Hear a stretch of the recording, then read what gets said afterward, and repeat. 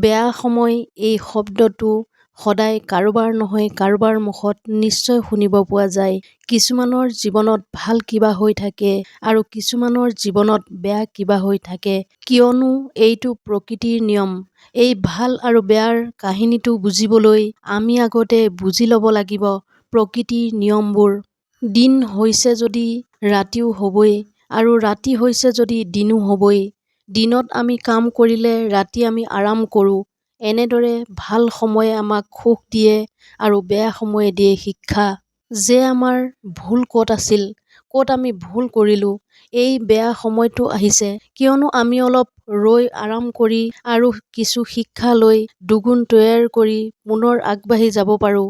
আৰু বহুতেই সেই সময়টোক বেয়া সময় বুলি ভাবি ৰৈ থাকে, কান্দি থাকে আৰু একো শিক্ষা নোলোৱাকৈ পুনৰ আৰম্ভ কৰে আৰু বিফল হৈ যায়। আৰু তেওঁলোকে ভাবি লয় এই বেয়া সময়ে কেতিয়াও আমাৰ লগ নেৰিব।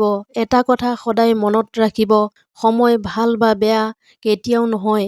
সময় সকলোৰে কাৰণে সমানে থাকে। পাৰ্থক্য কেৱল এইটোৱে যে পিছৰ সময়ত আমি কি শিকিলোঁ, কিয়নো সেই শিক্ষাৰে আমাৰ আগত অহা সময়ৰ নিৰ্ণয় হ'ব যে সেই সময়টো ভাল হ'বনে বেয়া হ'ব। এসময়ৰ কথা, এটা ৰুমত 4ডাল মম জ্বলি আছিল। 4ডাল মমৰ মাজত ভাল বন্ধুত্ব আছিল। সদায় ইডালে সিডালৰ লগত মনৰ কথা পাতিছিল।